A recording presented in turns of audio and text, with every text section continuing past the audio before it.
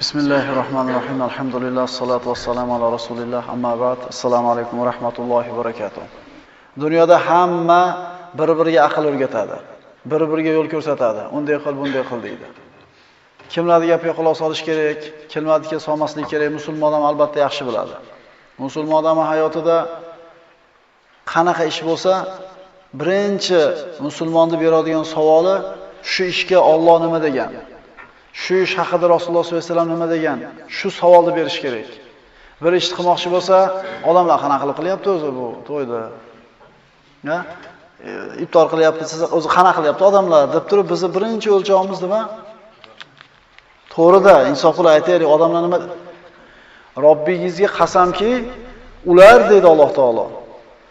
O'rtalarida paydo bo'lgan ishlarni, hukmini Alloh va Rasuliga qaytarmagunlaricha, Alloh va Rasuli chiqarib bergan hukmga bo'yinsunmagunlaricha va bo'yinsunganlaridan keyin qalbida g'illag'ashlik qolmagunicha iymoni komil bo'lmaydi.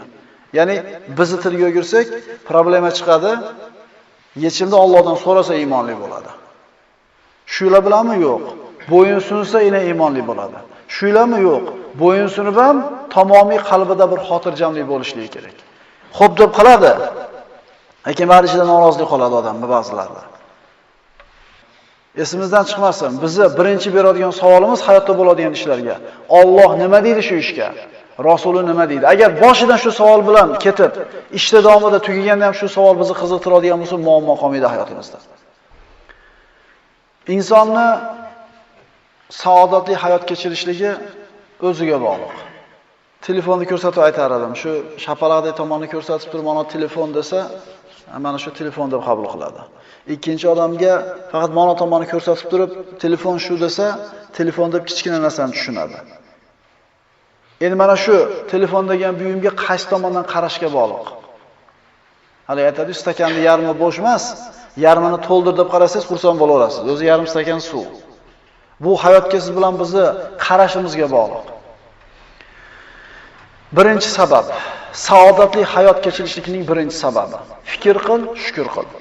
Ma'nosi shuki, Alloh taolo siz bilan bizning ustimizdagi juda ko'p ne'matlari bor. Bularga qaramaymiz, bularni ko'rmaymiz, fikr qilmaymiz, shukr ham qilmaymiz, norozi bo'laveramiz. Odatda siz bilan biz o'zimizda yo'q bo'lgan narsalarni ko'ramiz. Bor bo'lgan narsani ko'rmaymiz. Adashmadim. Biz o'zimizdagi yo'q narsani ilar ko'ramiz. Bor narsani ko'ra olmaymiz. Ononim yo'q, mononim kam, mononim yo'q, mononim yo'q. Ha nimalaring borligiga qaraganda, sendagi yo'q narsadan ko'ra bor narsa ko'proq. Va in ta'uddu ni'matallohi la tuhsuha. Agar Allohning ne'matlarini sanasangiz, sanog'iga yeta olmassizlar.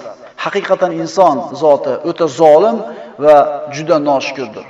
Innal insana li robbihi lakanud va innahu ala zalika lashahid. Inson Parvardigorga nonkor, noshukur, yana o'zi guvoh bunga. Insonning sog'ligi, yurtida tinchligi, yeydigan ovqatini bor bo'lishi, kiyimini borishligi, suv, havodi borligi kichkina narsalarmi? Mana ko'rdik-ku, tinchlik yo'q bo'lsa, qolgan hech qaysi ne'mat 2 pulga arzimas ekan. Tinchlikda o'tiribmizmi? Inson bu narsani sezmaydi. Butun imkoniyati qo'lida, lekin inson bu narsani ko'rmaydi. Vasbagha alaykum ni'amahu zohiratan va batina. Va sizlarga barcha zohiriy va botiniy, ya'ni moddiy, ma'naviy ne'matlarni komil qilib bergani ko'rmadinglarmi? Ko'zimiz ko'rayotgan ne'mat ham bor, ko'rmayotgan ne'mat ham bor. Jasadimizning ichida qancha ne'mat borligini bilamizmi?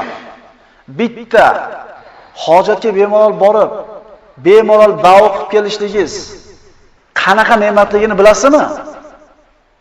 O'sha bavulni chiqara olmay qiynalgan odamning holini ko'rganingizda, uni ko'ziga dunyo qorong'u bo'lib ketganligida salom berganlarni ham ko'rmaydi, salom berganlarni ham eshitmaydi, to ana shu bavulini quvug'ini bo'shatib olguncha qanaqa azobda turganligini ko'rib turib, Allohga shukr, ko'pchilik bandalarni balolagan balo bilan meni balolamabdi, Xudoga shukr. Siz chachingiz to'kilayotgani g'amini qilyapsiz. Yo, semirib ketayotganingiz, ozib ketayotganingiz odamlar siyomayapti. Ana shu podshohning rivoyati, bir piyola suvni oldida dunyoda borlik hech narsaga arzimas ekan. Nasihat qiling menga deb vaziriga aytsa, aytayapti vaziri. Taqsir, sahroda qolib, o'lishga yaqin bo'lsangiz, bir piyola suv uchun nimangizni berardingiz desa, mulkimni yarmini berardim dedi. Ha, xo'p, suvni ichdingiz. Endi chiqmay qoldi. Uni chiqarib olish uchun nimangizni berardingiz desa, mulkimni ikkinchi yarmini dedi. Demak, bir podshohning saltanati bir piyola suvni kirib ichimizga chiqib ketishiga arzimas ekan. Ko'ramizmi shu ne'matlarni?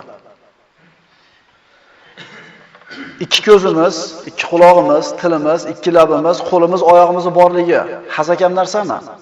Fa bi ayyi ala'i robbikuma tukazziban. Bas Parvardigoringizni qaysi ne'matlarni yolg'on deya inkor qila olursiz? O'zi odam o'rnidan turib ikki oyog'i bilan bemalol ishini bajargani borib kelishiga hazakam narsami? Yo xohlagan ishini ikki qo'li bilan qilishligi. Kim ichida qo'li qayrilib bir gipsda yurgan bir 10 kun 15 kun. Qo'linglar ko'taringlar-da, bormi? Eslanglarda shu bitta qo'linglar ishlamaganda hojatga kirganlarda nima bo'lgansizlar? Patinkangizni qodashlikni o'ylang deb yoki shimingizni qodashni oling, boshqasini qo'ying. Ikkita qo'limizni to'xtirishiga qanaqa ne'mat. Lekin esdan chiqarib qo'yapmiz o'sha qo'limiz qiylangan kunlarda. Odamlar uxlamasdan, yillab uxlamasdan ontorlib to'ntarlayotganda shunday yotib turib, shirin uyquga ko'zimizni ketishligi hazakam narsami? O'zida kim uxlatadi bizni? Alloh uxlatadi. Kim uyg'otadi? Hazakam narsami shu? Agar inson uxlamasa o'ladi. Inson uxlaganda organizm tikkalanadi, yangilanadi. Uxlab turganingizdan keyin to'y 1-2 soat, 3 soat uxlasangiz, svejiy bo'lib qolasiz. Uxlamasangiz o'lasiz. Mana shu ne'matdan bormi ustimizda? Nimaga ko'rmaymiz shu narsani? Inson ko'ni kusagan taomni yeb, hazm qilishida o'lamasdan bemalol chiqarib olishligi hazakam narsami? Yo chanqab turganingizda zalol suvni muzdekkina maza qilib ichib, Xudoga shukr, suv boshqacha narsalar degan paytingizni eslang. Yo Alloh, shuncha ne'mating bor ekan-ku biz farqiga bormas ekanmiz, qadrlamas ekanmiz. Ko'zingizni kuydirib shirqirab oqib turib tikanadi muzdek suv. Qarab tamshanib qo'yapsiz. Odamlar kasalligi tufayli yoki yo'qligi tufayli och qolib yuribdi. Arag'imizni suvda qanaqa bo'lib oqayotganligi bizga ne'matli esimizdan chiqib qolgan. Bilamizmi shu ne'matlarni biz? Bizda karlikdan to'sib turgan quloqimiz bor, bu haqida fikr qilaylik. Ko'rlikdan to'sib turgan ikkita ko'zimiz bor. Terimizga qaraylik, pesmaholikdan omonda. Aqlimizni to'lg'ligini ko'rib turib shukr qilaylik. Agar bizga-da bitta ko'zingni o'yib berasan, Uhud tog'idek oltin beraman desa. Bittasi. Ikkovi emas, bittasi. Kim ko'nardi? Demak, Uhud tog'idek oltin bor o'sha sizda. Tuhoma tog'idek kumushga ikki quloqini berasanmi desa. Demak, Tuhoma tog'idek kumush bor. Zahro qasrlar egasi bo'lish uchun tilingni berasan, soqol bo'lasan desa, ko'nami deylar? Bu qayerda? Mana kallamizda ne'mat shunchalik katta. Agar bitta qo'lini kesib berasan, bir sondiq yoqut gavhar beraman desa, rozi bo'larmidik? Shu narsalar bormi bizda? Shunaqa bir ulug' ne'mat ustidamiz, bilmaymiz. Mag'zun yashaymiz, g'amgin yashaymiz, umidsiz yashaymiz. Yo'q narsalarimizni ko'ramiz-u, bor narsalarimizni ko'rmaymiz. Va fi anfusikum afala tubsirun. O'zlaringizni, vujudlaringizda, har bir a'zoyingizda ishonguvchi zotlar uchun oyat alomatlar bor, lekin bu narsalarni ko'rmaymiz. O'zimiz haqimizda, oilamiz haqida, farzandlar haqida, tinchlik haqida, uy haqida, kasb, do'stlar haqida, sog'lik haqida fikr qilaylik-da, shukr qilaylik. Mana shuncha narsa bor bizda. Mana shuncha narsa bor. Alloh taolo fikr qilishlikni, shukr qilishlikni hammamizga nasib qilsin. Ya'rifuna ni'matallohi thumma yunkirunaha va aktharuhumul kafirun. Ular Allohning ne'matini tanirlar va keyin uni inkor qilurlar. Ertaga chiqamiz, ya'ni hech narsasi yo'q odamdaqa noshukr bo'lib yashaymiz.